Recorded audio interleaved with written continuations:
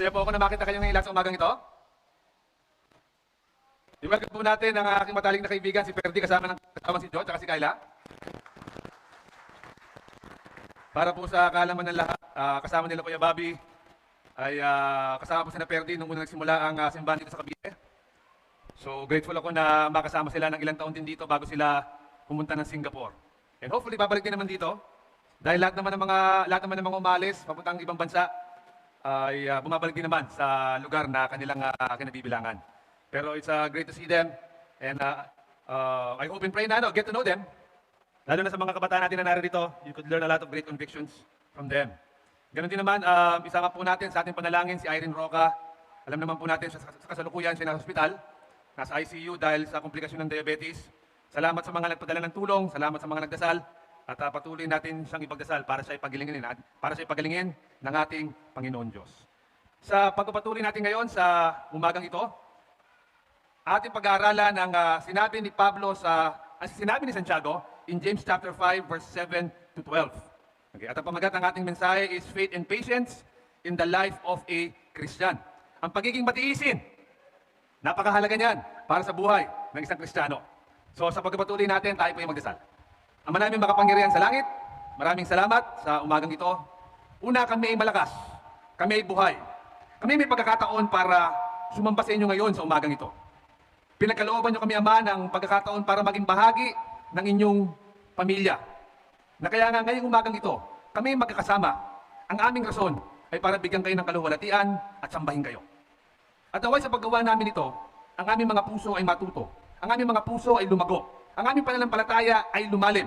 Ang aming paninindigan tumibay. Sa pagnanais namin na manatiling tapat sa inyo hanggang huli, hanggang sa pagbabalik ng inyong anak na si Jesus. Kayo na po ang manguna at maggabay sa amin sa pag-aaral po namin ng Biblia, at nawa ito ay makapagbigay sa amin ng direksyon.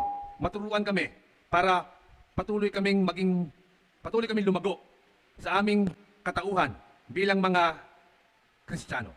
Maraming salamat, at panalangin din po namin para po kay Irene Roca, sa po ay inyong pagalingin. Kayo po ang kumilos para po ibigay yung healing na kailangan niya para makarecover siya sa kanyang karamdaman. Pinupuri namin kayo. Pinapanalangin ko ang lahat ng mga bagay na ito sa pangalan ng inyong anak na si Jesus. Amen. Ganon din naman po, gusto ko rin magpasalamat sa mga nagdasal. Alam niyo naman po, a couple of days ago, ay nakarecover po ako sa COVID. Isang bagay lang po napatunayan ko. Akala ko Iron Man ako, hindi pala.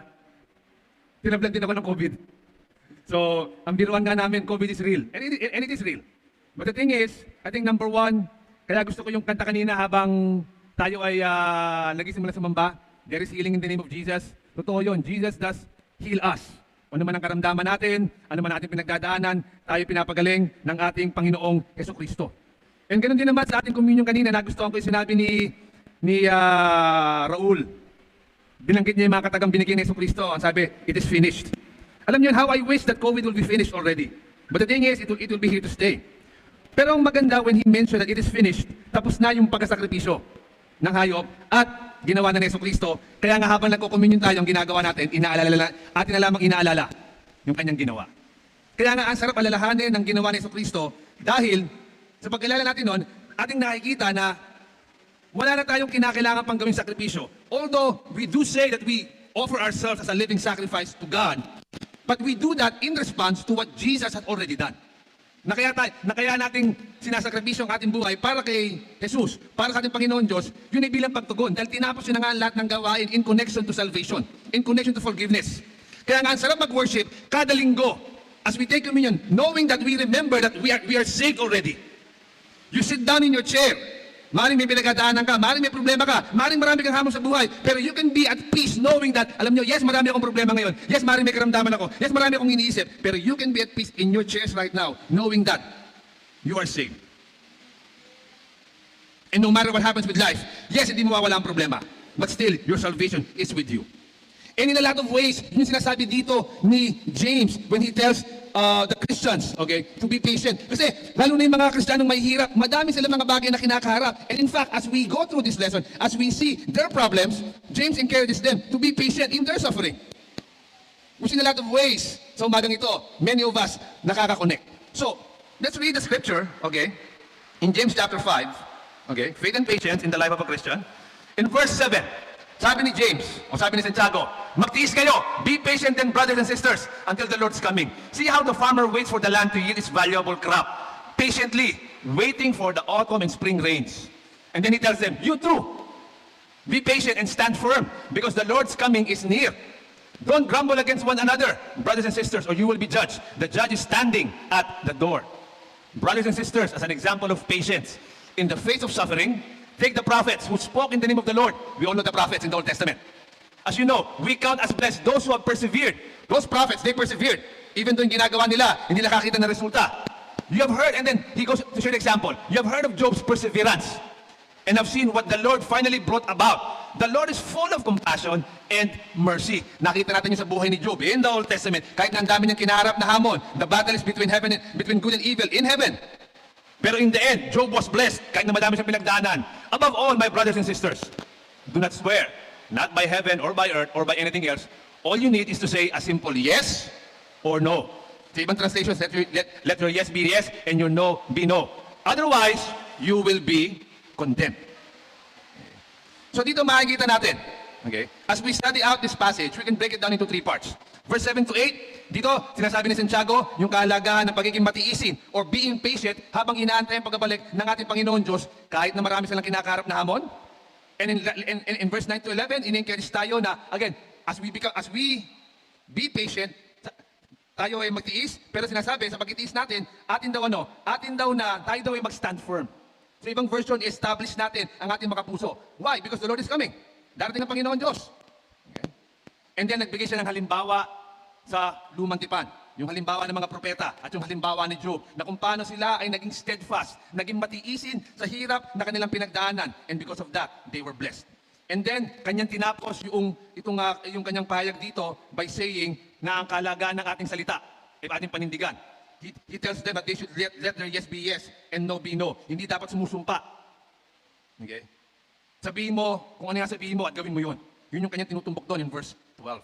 Pero as we try to break this down, makikita nga natin, James is telling them, James is telling the Christians, be patient, maging matiisin sa panahon ng paghihirap, during times of suffering. Magtiis hanggang sa pagdating ng ating Panginoon Diyos, he tells them. And he makes this statement, okay, in connection with verse 1 to 6. Bakit? Ano ang meron in verse 1 to 6?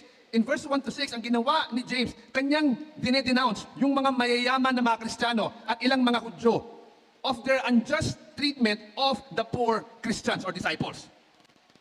Dahil yung mga mayayaman, they were treating the poor unjustly. Hindi ibinibigay yung tamang sahod o hindi ibinibigay yung sahod o hindi tinatrato na maayos. Because the rich were consumed with their richness to a point that they failed to act as God would want them. Kaya nga in verse 1 to 6, kinondemn ni Paul yung mga mayayaman and calls them to repent of their ways. But again, makikita natin dito, even though ganoon yung sitwasyon, he tells the Christians in verse 7, even though you are being treated, you're not being treated well, even though you're suffering in their hands, despite ng mga trials na kinakaharap nyo against people, he tells them, be patient. Magtiis tayo bilang mga Kristiyano. Yun yung kanyang sinabi sa kanila. Kino-confirm ni James na they have been mistreated. But he encouraged them, regardless of this mistreatment, na magtiis. Bakit? Kasi parating na ang Panginoon Diyos. So dito makikita natin yung pananampalataya ni Santiago na kaya niya sinasabihan yung mga Christians na magtiis, be patient. Why? There's a reason to be patient. Ano yung reason na yun? The Lord is coming. Huwag kayong mag-alala, parating na ang Panginoon Diyos. Magtiis kayo. Yes, life is unfair. Yes, you have been treated unjustly. Pero magtiis tayo. Bakit? Kasi it's worth it na magtiis dahil paparating na ang ating Panginoon. Although during this time, hindi pa naman talaga technically rin bumalik. But James knew that the Lord will come back. And even though hindi niya yon nakita in his lifetime, it showed his faith to challenge and tell Christians na magtiis. And alam nyo, kapag tayo may mga problema, kapag mayroong mga challenges, ang hirap magtiis, di ba? Usually kapag may mga challenges tayo, kapag may mga problema tayo, kapag nag-open up tayo, nag-express tayo natin nararamdaman sa kaibigan natin, sa asawa natin, o sa mga kasama sa simbahan, kapag nag-express tayo ng ating nararamdaman, alam niyo, lumalabas naman ng loob. Pero what would you feel if someone would tell you, alam mo bro, magtiis ka lang. Eh hindi bro, yung boss ko unfair eh. Overtime na ako ng overtime, maliit pa rin na sahod ko. Bro, magtiis ka lang. Bibigay din ng Panginoon Diyos para sa iyo. Bro, hindi mo alam ang nararamdaman ko. Bro, ikaw kaya bumiyahe araw-araw. Ikaw kaya mag-travel, Cavite, Manila. Ikaw kaya makaramdam na nararamdaman ko. You start grumbling. So ngayon, may connection na ngayon yung do not grumble against one another na later on sinabi. Diba? Kasi kapag naghihirap tayo, kapag nag-open up tayo, what's our tendency? Mag-grumble. Mag-complain. And James tells them, alam mo kapatid, naintindihan ko kayo, ina-acknowledge ko yung inyong pinagdadaanan. In fact, pinagdadaanan niya rin yun. Anong kanyang sinabi? Be patient. Magtiis tayo. Magtiis kayo. Magtiis tayo. Yeah. Sa ating paghihirap. And then makikita natin dito, nagpakita siya ng illustration. Ang ginamit ng illustration na yan, yung pagtatanim ng isang magsasaka. Para maintindihan nila, okay, kung paano maging patient. Sinabi, see how the farmer waits for the land to yield its valuable crop, patiently, waiting for the autumn and spring rains. Yung farmer, inaantay niya yung paglabas ng bunga. Inaantay niya din yung pag-ulan. At yung halimbawang yon, James is teaching them to wait on God. And waiting on God seems like a long process. Pero dito alam nyo, the farmer doesn't plant a seed, and then after an hour, expects na meron ng bunga kagad yun. It takes time for the seed to take root and eventually mature and have a fruit na pwedeng kainin. The farmer would plant the seed and then he would wait. So, yun yung illustration na ginamit ni James sa mga Christians. Ang magsasaka, nagtatanim, pagkatanim niya, yan, pwede niyang tubigan, pwede niyang diligan ng ating Panginoon Diyos naturally, pero hindi pagkatanim mo, kinabukasan may bunga na. Hindi pagkatanim mo, okay, meron ka nagkakadaanihin. You have to wait. And waiting takes patience. And I look at it, in a lot of ways as Christians, this should be a thought that needs to stick in our minds. God, nagbako na ako. Pero bakit naman ganun? Ang tagal-tagal naman ng blessing mo. Isinanim ko na ang salita mo sa puso ko. Sinunod na kita. Ginawa na kita, Lord. Pero bakit ganun, God? Mahirap pa rin ako. Pero bakit ganun, God? Ito, meron pa rin akong sakit na pinagdadaanan. Pero bakit ganun, God? Yung asawa ko, ganun pa rin. Yung mga anak ko, God, ganun pa rin. And again, you can go on grumbling and complaining. Kasi nga, we planted the seed into our hearts and obeyed it, and then we expect fruit. But the thing is, sometimes fruit doesn't come out agad. In our lives. In those around us. And James tells us, magtiis ka. Yung asawa ko, ganun eh. Bong, madaling sabihin niya, magtiis, mabait si Tess. Hindi mo kilala asawa ko. Hindi mo rin kilala asawa ko. Mabait ang aking asawa. Nung may COVID ako, inalagaan ako niyan, ha? Napaka-pasensyoso sa akin ni Tess nung ako may COVID. Okay, lahat na minsan nga feeling ko, ang sarap pala na may sakit. Sarap pala na may sakit. Kaso nga lang, express ako, sabi ko sa asawa ko, Han, tawag dito. Masaya naman ako na inalagaan mo ako, pero yung kaibigan ko si Dennis, hindi man lang ako dinalaw. Di ba, pag kaibigan mo, dadalawin ka? Si Brian, hindi ako pinadala ng sisig. Pero sabi ni sa loob-loob ko, hindi, maghihintay na lang ako mamaya, baka may magbigay. Patient. Pero alam niyo yun, going back, sometimes when we plant the seed, we expect results kaagad. In our children, we plant the seed in their lives. But hanggang ngayon, ganyan pa rin yung anak ko. Ngayon, some, you plant the seed in their lives, early stage in their lives, 14, 15, they become disciples. Amen. Pero meron hindi eh. Nagtanim pa na ng seed. They're 16, they're 17, they're 18. Hindi pa rin namumunga yung salita ng Panginoon Diyos sa kanila. In fact, sometimes you think, they're becoming worse. Sabihin pa sa'yo, ayoko nang pinipilit ako. Kasi totoo naman talaga. Kinakailangan ma-develop yung word sa kanila. And sometimes, merong seed, tinanan mo dahil maganda yung lupa, tubo ka agad. Pero meron hindi. And you have to be patient. You have to cultivate. Kinakailangan mo alagaan yung soil. I became a Christian when I'm 24 years old. 24 years old ako na naging Christian. For many of us, it may be the same. And sometimes we need life to teach us, to soften our hearts. para yung word na yon tumubo. And as parents, sometimes you need to alam yan. And again, it's easier said than done, especially when you allow your children to be softened by the world and its problems and worries. Pero just like the father with the prodigal son. Ano nagpalambot sa prodigal son? Di ba, hinayaan ng ama, and then, nung naghirap na yung bata, lumambot yung puso, bumalik. And that's a hard thing to do, to let your children out into the world. Nobody wants that. But the thing is, sometimes, para masoften yung puso, para yung salita ng Diyos ay mag-ugat at tumubo sa kanilang buhay, that's tough love. Mahirap gawin yun. Pero that's the kind of love that God has for us. Even to allow us into the world. So tingin nyo, hindi mahirap para kay God na makita na nagkakasala tayo? Nung tayo hindi pa Kristiyano, hindi pa sumusunod sa kanya, hindi pa naniniwala sa kanya. That's hard for God. Hindi niya desire na ang mga tao mag-perish. Ang desire niya, makasama niya, magkaroon ng relation sa kanya. But He allows it because that's the process of us growing and maturing. Kaya it takes patience. Kaya nga ang ganda ng halimbawa dito eh. Yung farmer, hindi pa pwedeng, hindi nag-uugat to, o kukunin ko na lang. No. He allows it there. He lets it stay there. Most likely, he would cultivate it, he will take care of it, pero he cannot force the fruit to grow. It will have to come out naturally. And for that to happen, you need to be patient. He has to be patient until it comes out. Kaya nga even yung pagantay ng araw sa autumn and spring rain eh. Antayin niya. So, kaya nga mga kapatid, even though the farmer is patiently waiting, he is not neglecting his work. While the farmer is patiently waiting for the crops to grow, he also needs to nurture the soil, weed, tanggalin yung mga weeds, yung mga damo. Okay? Linisin yung lugar na yun para hindi mapeste. Bakit? Para magkaroon ng pagkakataon na mag-grow yung seed. So, just like the farmer, tayo, bilang mga Christians, while waiting for the fruit to come out of our lives, we need to do certain activities. We need to work. And that connects to my second point, yung sinabi, you need to stand firm. That is our work. Stand firm. Sa ibang translation, sa ESV version, establish your hearts. Pag sinabing establish, kinakailangan na establish, hindi matitinag. Sa Net Bible, strengthen. Palakasin. Okay? Establish their hearts. Strengthen your hearts. The idea is that we wait on the Lord's return, so you become patient, pero we are to strengthen our hearts, or we are to stand firm in our faith. Kasi mayroon nga maghintay kung hindi ka matibay.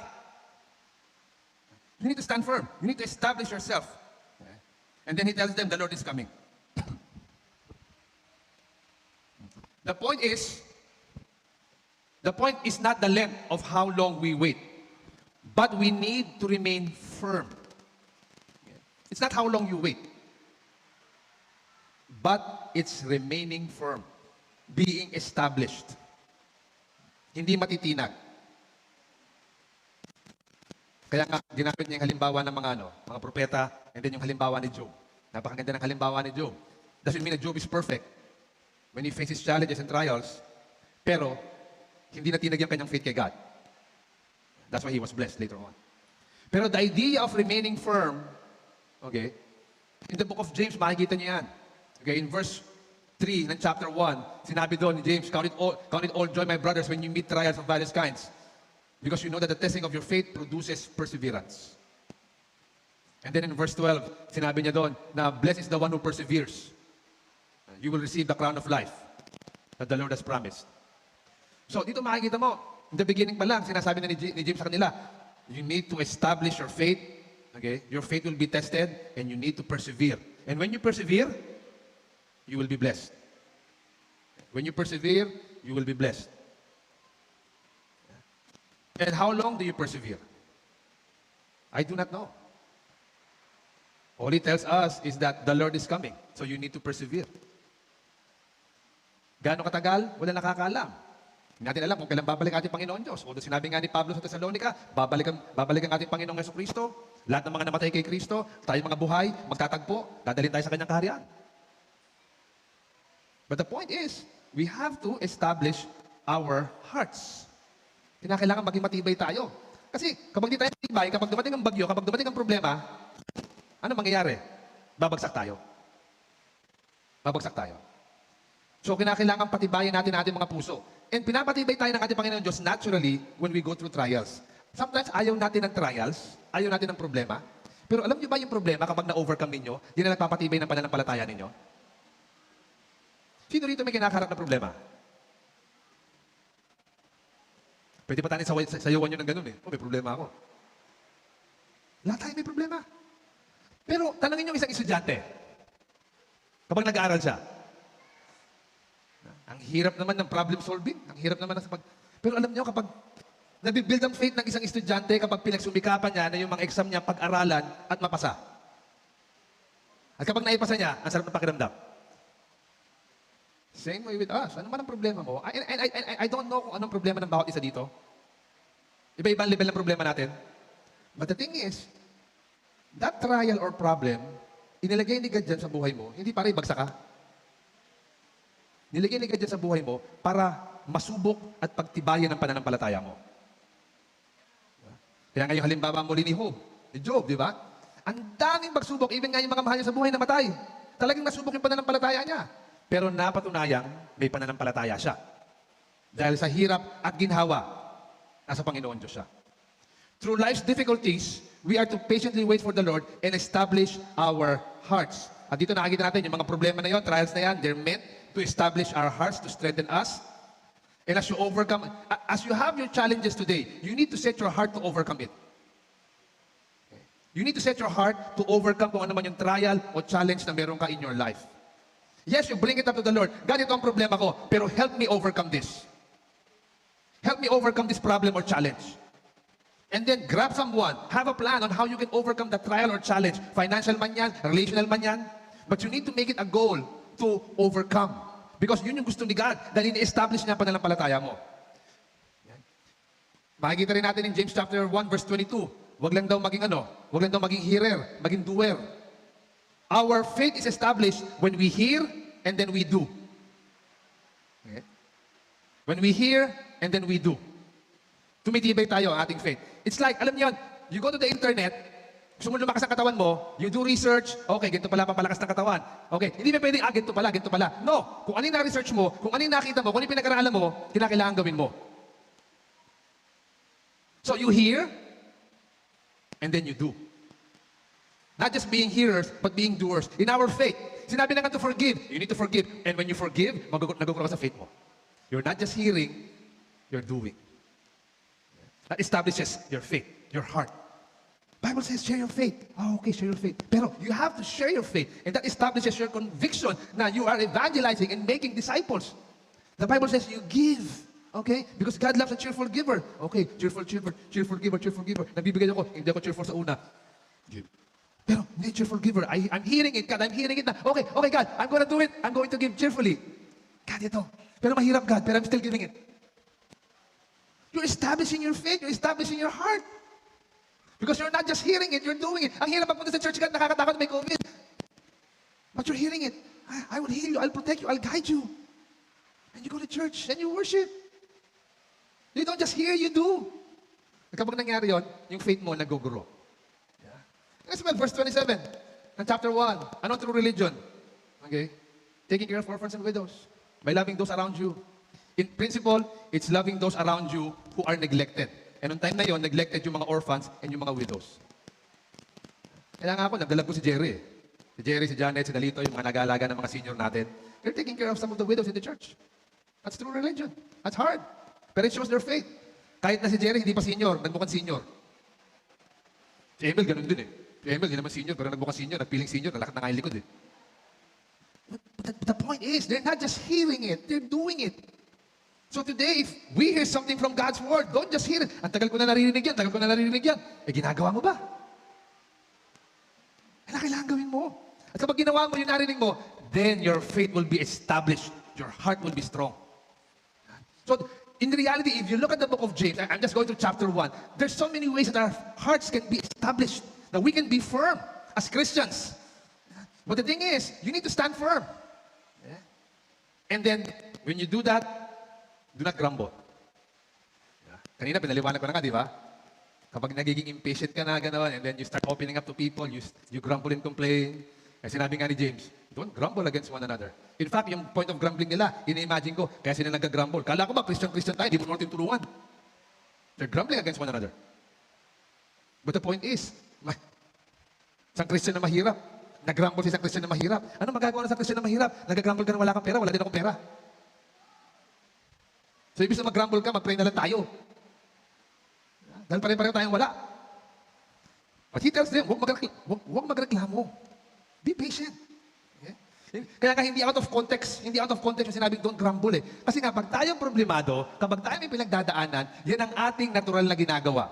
Yun nga lang, makantay tayo sa pila ng Jollibee. Ang haba ng pila, ang tagal. Grumble ka na, kala ko ba fast food to? Ang tagal naman to. Konting antay lang, nag-grumble tayo. Aminin natin o hindi. And then, kaya nga, James tells us, don't grumble. Be patient. Yeah. Imagine niyo yun. Yung nasa Exodus. Grumble sila ng grumble. Sige muna, di ba kabibigay ko na sa inyo ng pagkain? Grumble na naman kayo? People have a tendency to grumble. And James tells them, and tells us today, huwag kayong magreklamo.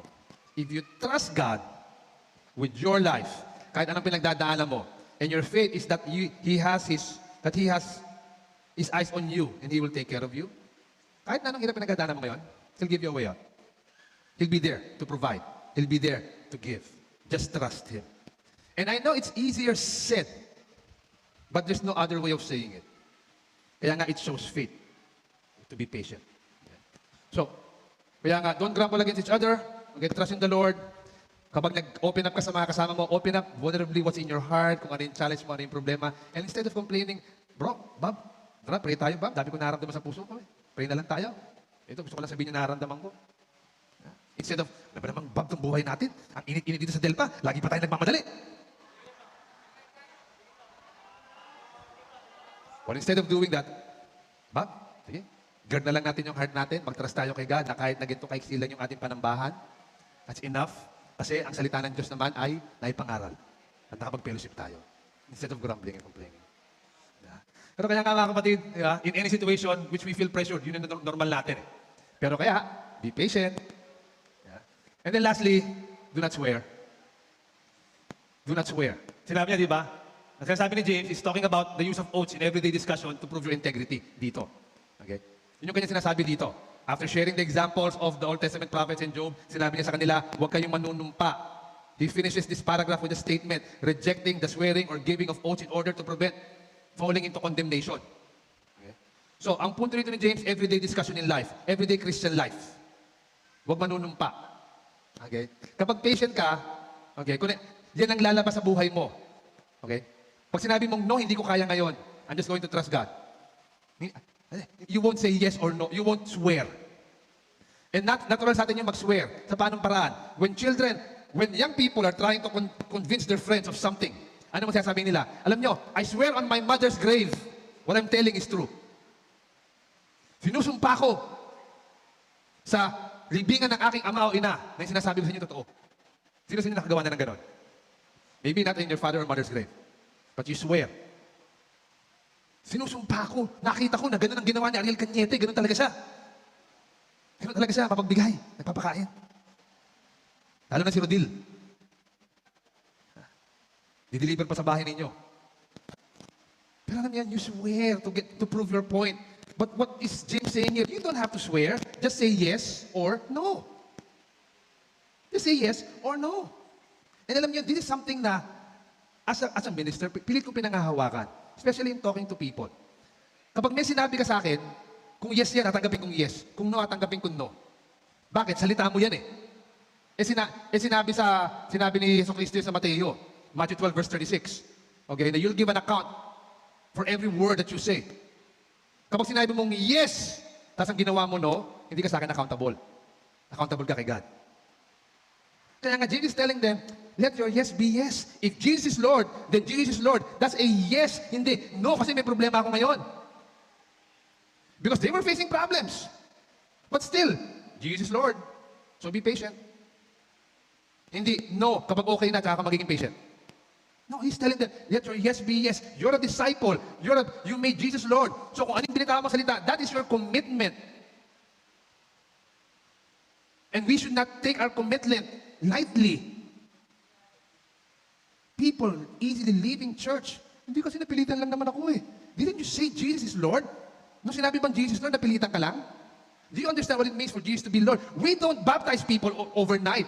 You study the Bible. You learn what the Bible says. You're being questioned. Sometimes nga, borderline, nag-i-interrogate ka pa eh. Nobody's forced to say Jesus Lord. When you say Jesus Lord, yes, it's a commitment. But sadly, sometimes people don't take responsibility for their word. Eh, kasi yung magulang ko, sabi sa akin, ganun eh. Napilitan lang ako.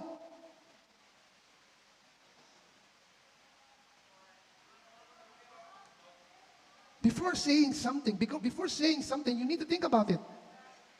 That's your word, not towards men, but towards God. You said, Jesus, Lord. And then you say, kasi pinilit lang ako ng magulang ko. Eh kasi ito, napwersa lang ako. Kasi tinakot lang ako. Eh, dapat talaga matakot ka sa pag-uusga ng Panginoon Diyos. Dahil darating yon, kailan, hindi ko alam. And I don't buy it. I don't buy it. If you're studying the Bible, I will not force you to say, Jesus, Lord. That's why we study the Bible. That's why we don't have altar calls. Ano ba naman yan? Ba't sa inyo, ba't gano'n? Kinakailangan may study series pa. Kasi you need to know, when you say Jesus, Lord, you need to understand why you're making that commitment. You're making yes to Jesus and no to the world. Hindi tipong nararamdaman ko ngayon, I feel blessed right now. Ang sarap mag-worship dito. I will come to worship. Okay, dito na ako. No. We make that decision because we understand. Kaya nga we say yes to Jesus.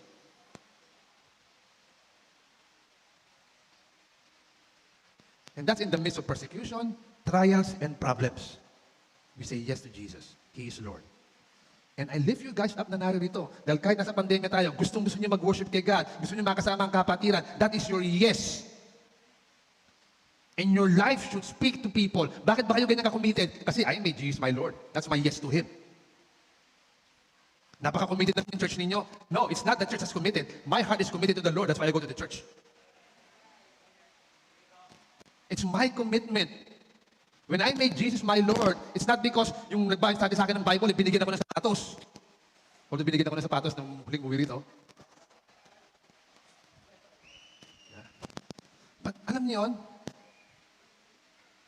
I made my decision. And you better remember your decision. Why did you make Jesus your Lord? Kasi, if your decision to make Jesus Lord, and you tell other people, kaya lang naman ako naging disciple kasi nanay ko, tatay ko. Well, I think you need to approach your brother or sister and have your heart checked and be counted the cost once again. Kasi, your heart will not be established. Kapag nakakita ka ng gwapong lalaki sa labas o ng magandang babae sa labas, eh, Christian din naman sila. Ay nako, hindi establish ang faith at heart mo. Dahil tingin mo sa mga tao nasa labas, porket mabait, Christian na rin. Evangelical Christianity, nagkakaroon tayo ng ganung pananaw. Na lahat, mabait naman sila ganun. And yes, they may be worshiping. But the thing is, are they just worshiping on Sunday or every day? Are they worshiping God? Is their lives committed and established to the Lord? Those are things that you have to look at. And I say this because to our young people, mahal ko kayo bilang tito o kuya ninyo. And I would rather say it than be quiet. I would rather say it than be quiet. Yeah. And I'm not saying it because I'm against you guys having boyfriends or girlfriends. But all I'm going to say is this. James says, be patient. There's a right man or woman for you that will not pull you away from your relationship with God and His church family. Kung gaano katagal kayo maghihintay, I do not know.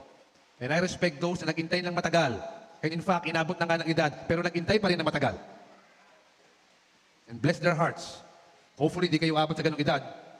But still, God has a plan if you wait. Pero do not swear. Let your yes be yes and your no be no. If Jesus is Lord, then let Him be Lord. You hold on to it. Kahit mahirap. It's not going to be easy, mga kapatid. Christianity was never meant to be easy. Okay? Kaya nga, as I close, Dahil sabi ni Bobby, time out na. Hindi na ako mag-crumble, okay na. in conclusion, in the midst of all the persecution, trials, and hardship of life, they were to be patient, but we should be patient and wait for the coming of the Lord. They are to establish their hearts on their faith, and they are to consider examples of steadfast believers in Scripture, and they are to be people People of integrity. When we say Jesus Lord, He is Lord. We are to do the same. It's for the Christians then, it's still for us today, mga kapatid. Kaya nga po, I hope and pray. Alam niya, studying the book of James has really brought a lot of great things in my life. Understanding this short but powerful epistle. And I know we're still going to learn 2 more lessons. Next week, ang mag-preach si Brian Picar, and then the week after, si Kuya Bobby naman, he'll close out our study of the book of James. But I hope and pray that we become hearers, that we become doers, not just hearers, and be able to apply God's word in our lives. Yung po yung lesson, to God be the glory. Amen.